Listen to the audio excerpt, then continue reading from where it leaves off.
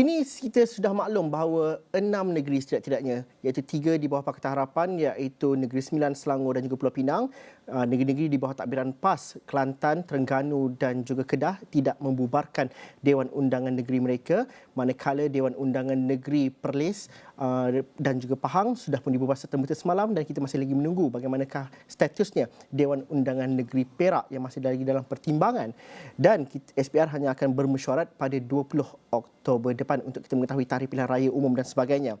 Tetapi dalam aspek itu, apakah maknanya kerusi-kerusi dan juga penentuan pemilihan ataupun penentuan kerajaan dalam PRU yang ke-15 ini? Ada dua faktor yang menyebabkan dan menjadi kuasa penentu. Pertama ialah undi-undi kawasan Melayu, dan ini akan jadi penentuan kepada parti mana yang akan membentuk kerajaan. Tetapi tidak dapat disampingkan ialah kuasa undi kuasa-kuasa undi di kerusi-kerusi Parlimen Sabah dan Sarawak yang akan membentuk dan juga menentukan siapakah yang bakal menentukan ataupun membentuk kerajaan persekutuan dalam PRU 15 ini. Bagaimana kita menganalisis perkara ini? Saya akan bersama dengan saudara Rahizal Shah Abdul Karim, merupakan pensyarah kanan Fakulti Pentadbiran Sains dan Polisi UiTM Sabah, dan juga saya akan turut ditemani dalam waktu yang sama iaitu Dr. Nuraida Kipli, merupakan pensyarah Fakulti Pentadbiran Sains Polisi UiTM Sarawak. Lengkap Sabah dan Sarawak. Tetapi saya mulakan dahulu dengan kedua-dua negeri ini tidak akan mempertandingkan Dewan Undangan Negerinya kerana masih lagi segar, masih lagi baru. Tapi di peringkat Parlimen, Rahizal, saya mulakan dahulu. Bagaimana berbezanya dan juga penentuan kuasa penentuan kalau kerusi-kerusi Parlimen di Sabah itu untuk pembentukan kerajaan persekutuannya nanti? Bagaimana? Apa perubahan yang berlaku dengan adanya Akta Lompat Parti dan sebagainya, dan juga gabungan-gabungan parti dan juga perikatan serta pakatan-pakatan parti politik? Apa yang kita perlu fahami kalau dalam konteks Sabah? Ya, kalau kita lihat kepada keadaan politik di Sabah pada ketika ini, dan amat jelas Sabah tidak akan membubarkan Dewan Undangan Negeri. Dan dalam beberapa minggu selepas, dalam beberapa hari selepas pembubaran dilakukan, jadi kita dapat dengar tema-tema menyatakan bahawa kali ini Sabah mahu menjadi kingmaker seperti apa yang Sarawak lakukan. Di Sabah selama ini terdapat ramai yang di kalangan pemimpin-pemimpin politik bawahan dan juga rakyat yang merasakan Sarawak, politik Sarawak ataupun cara pemimpin parti politik di Sarawak itu menjadi kingmaker lebih berkesan berbanding dengan Sabah. Jadi itu yang sentimen yang ada di Sabah. Jadi pada kali ini Sabah juga ingin menjadi kingmaker supaya agar tuntutan-tuntutan yang selama ini yang berkaitan dengan MA63 dapat dipenuhi. Dan kita nampak GRS dan UMNO, GRS dan juga BN pada kali ini akan bekerjasama. Walaupun kita tahu di peringkat pusat itu tidak berlaku. Jadi ini satu yang unik. Dan di blok yang sebelah pula kita akan ada Warisan yang akan bertanding di semua kerusi, 25 kerusi, dan begitu juga dengan Pakatan Harapan. Jadi ini agak menarik kali ini, Zul, kerana Warisan tidak akan berada bersama-sama dengan Pakatan Harapan, tetapi UMNO pula, BN pula akan membentuk kerjasama dengan GRS. Jadi pada penghujung dia, kita nampak apa yang diperkatakan sama ada baik pemimpin Warisan ataupun GRS dan juga BN adalah mereka seringkali menyatakan bahawa pada kali ini kita akan menjadi kingmaker. Maksudnya di sini kita akan menentukan siapa yang akan menjadi kerajaan di peringkat persekutuan. Jadi pada peringkat ini apa-apa pun kerjasama ataupun persepahaman yang wujud antara parti-parti yang ada di Sabah dengan Semenanjung, bagi saya ia cuma sah setakat kepada malam pilihan raya itu. Selepas keputusan keluar nanti, saya yakin dia akan berubah. Rahizal, dalam masa yang tertentu juga, kalau kita melihat kepada sejarah politik di Sabah terlebih dahulu, Dr. Nuraida sabar dulu, nanti saya tanya kepada Dr. Nuraida.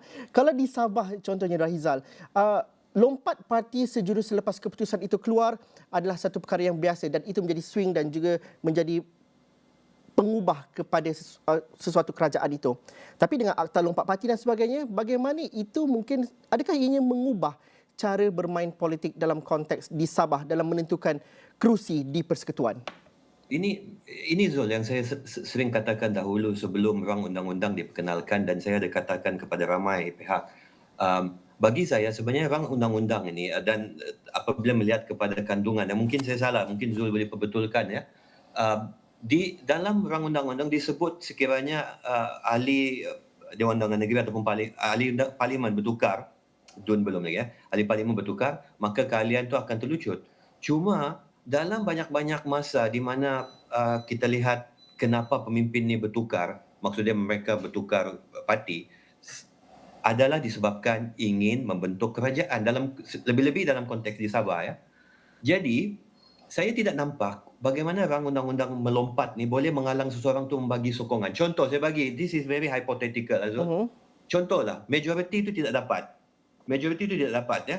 Jadi dia memerlukan mungkin sokongan daripada berapa individu lagi. Tapi memandangkan parti tersebut tidak ingin memberi sokongan jadi susah. Tetapi tidak ada saya nampak halangan bagi mana-mana ahli parlimen untuk menyatakan saya boleh memberi sokongan untuk seseorang itu menjadi Perdana Menteri. Jadi contoh, I'm just buat andaian ya. Contohlah, seorang tu dia ada dapat daripada parti A, B and C. Cuma dia ada kurang lagi, ada berapa lagi. Dia mungkin approach daripada parti ini tanpa memerlukan orang ini untuk melompat tapi cuma memerlukan sokongan, tanda tangan ataupun dalam bentuk statutory. Dan pergi berjumpa dengan Yang Pertuan Agong menyatakan saya mendapat sokongan walaupun orang ni daripada parti lain. Adakah benda ni tidak dibenarkan? Saya rasa tidak. Ini yang temis sebenarnya. Tapi bagi saya banyak orang sebut tentang lompat ni boleh menghalang. Bagi saya itu tidak berapa benda yang saya amat lihat sebagai penting. Cuma apa yang menarik ialah adakah parti-parti di Sabah ni tadi, adakah sokongan yang ada pada waktu ini, walaupun mereka masing-masing menyatakan mereka tidak akan membentuk pakatan dengan parti-parti tertentu. Tan Sri Muhyiddin menyatakan saya tidak akan membuat kerjasama dengan Pakatan Harapan. Pakatan Harapan pula menyatakan kita willing to work together with anyone. Ini mengikut apa yang disebut oleh Lim Guan Eng, tetapi tidak dengan bersatu. Tapi adakah ini akan berubah sekiranya majoriti tidak dapat dicapai? Ini yang bagi saya yang menarik untuk kita lihat.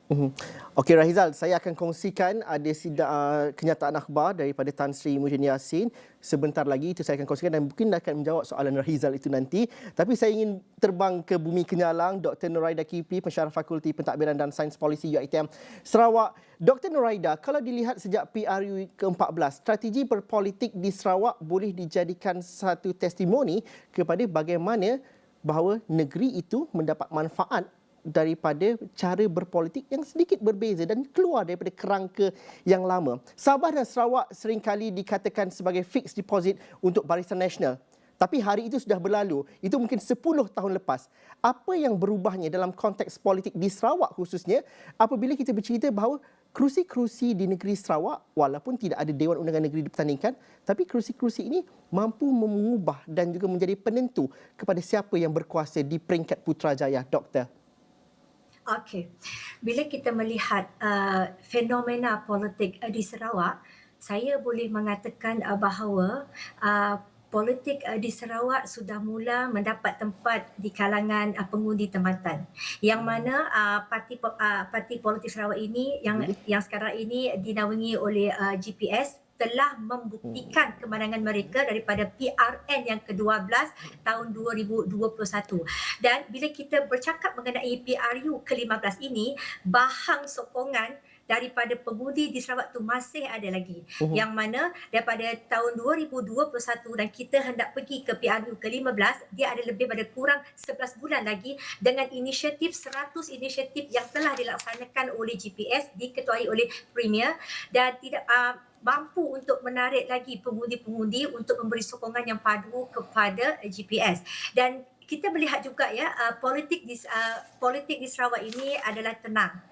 Keadaan politik dia tenang, selamat, stabil. Tidak ada berlaku kecelaruan, tiada fenomena yang hendak dicanang-canangkan. Jadi GPS di sini sebagai parti dominan yang di Sarawak, parti kerajaan parti pakatan, coalition parti, dia ada satu naratif formulanya sendiri untuk dia mendapat sokongan daripada rakyat tempatan.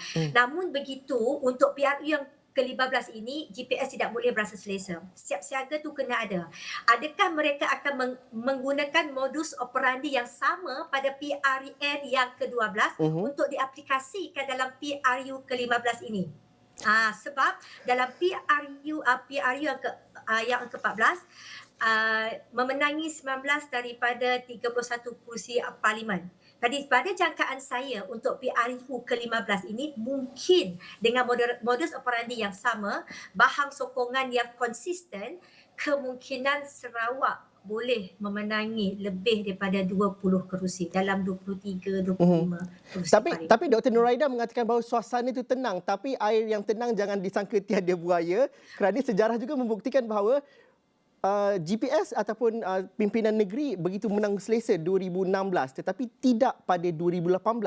Dan juga bagaimana kita memahami bahawa pengundi-pengundi di Sarawak juga pragmatik dan juga menyedari bahawa khususnya pengundi-pengundi di bandar, PRN berbeza, PRU naratif dan juga cara sokongan mereka berbeza. Mungkin kita dapat fahami. Okey, dia sebegini, situasinya begitu mudah untuk difahami. Dalam pemerintahan sebelum ini 22 bulan, ini boleh memberi satu pandangan kepada komuniti rakyat di Sarawak bahawa kekecewaan, lagi-lagi sentimen hak Sarawak ethnicity itu tidak diperjuangkan sepenuhnya. Jadi kalau kita hendak mengintegrasikan konsep politik Sarawak ini untuk mendapat sokongan tersebut, yang mananya dikatakan air tenang jangan disangka ada buaya, memang dalam sekarang ini pun parti-parti dalam GPS pun tengah berbincang untuk mencongakkan untuk meletakkan calon baru dalam kerusi parlimen kali ini. Cuma sekiranya kalau parti pembangkang tidak mengambil hal ini secara serius, kerana ada dua blok pembangkang iaitu PH dan juga parti tempatan yang diwakili oleh PSB dan parti Kenyalang Sarawak.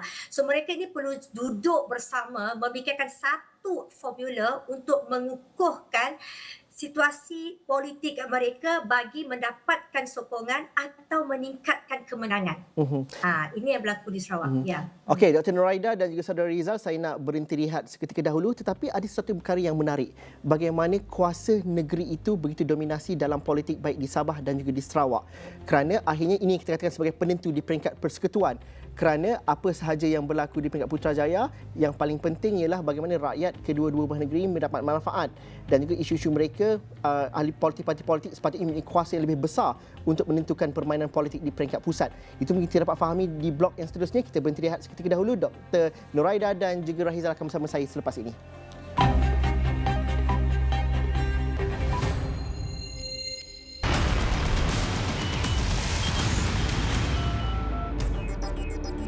Ini adalah kenyataan yang baru kami terima. Presiden Parti Berbumi Bersatu Malaysia Bersatu, Tan Sri Muhyiddin Yassin, dalam satu kenyataan memaklumkan bahawa Bersatu akan memberi tumpuan kepada usaha untuk memperkukuhkan Perikatan Nasional PN bersama PAS, Gerakan SAPP dan Star Sabah sebagai gabungan politik pelbagai kaum di negara ini yang berhasrat menawarkan kepimpinan yang bebas rasuah, cekap dan prihatin demi kemakmuran seluruh rakyat.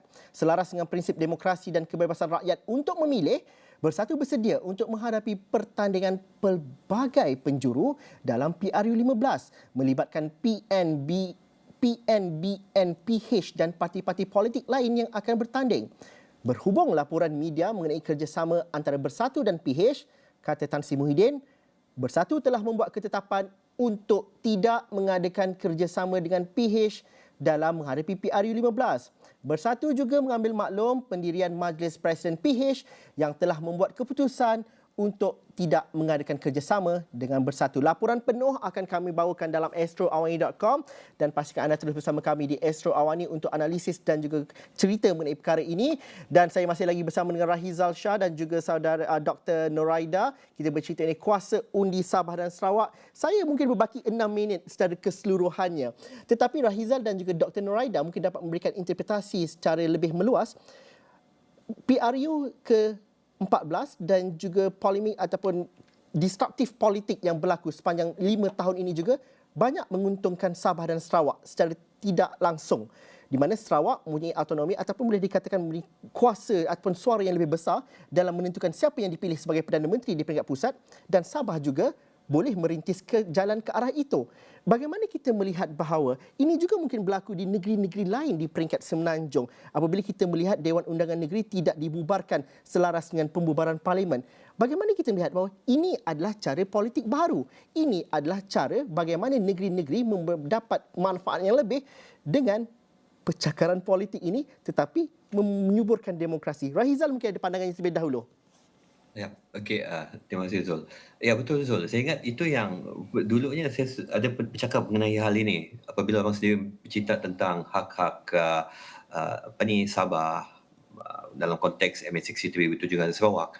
Saya suka untuk memanjangkan perbincangan ini, bukan saya tertakluk kepada Sabah dan Sarawak tetapi juga ke negeri-negeri lain. Kerana kita lihat selalu apabila bincang tentang isu MA63, nama pun Malaysia Agreement. Tetapi seolah-olah MA63 ini isu yang eksklusif kepada Sabah dan Sarawak. Sedangkan ini sepatut juga melibatkan negeri-negeri lain. Itu nombor satu. Dan kedua, daripada segi konteks sistem kita ni Zul, kita punya sistem adalah berdasarkan sistem persekutuan federal, di mana negeri-negeri masing-masing mempunyai autonomi. Tapi sekian lama kita nampak konteks federalisme yang wujud di Malaysia ini lebih terlampau cenderung kepada kuasa yang berada di peringkat pusat. Di mana, dan kita dapat lihat contoh yang menjadi mangsa selama ini adalah Sabah dan Sarawak yang paling ketara, dan juga negeri-negeri lain lah juga. Seperti Kelantan, Terengganu, negeri yang miskin ni semua. Dan semakin tahun ke tahun, dari PRU ke PRU yang berikutnya, kita nampak desakan-desakan kuasa diberikan kepada negeri itu makin meningkat. Dan kita tengok baru-baru ini pun banyak negeri seperti yang Zul sebut tadi, banyak negeri yang mengambil pendekatan untuk tidak melakukan PRN. Satu, daripada segi percaturan politik, ada sebab-sebab politik kenapa tidak dilakukan sedemikian.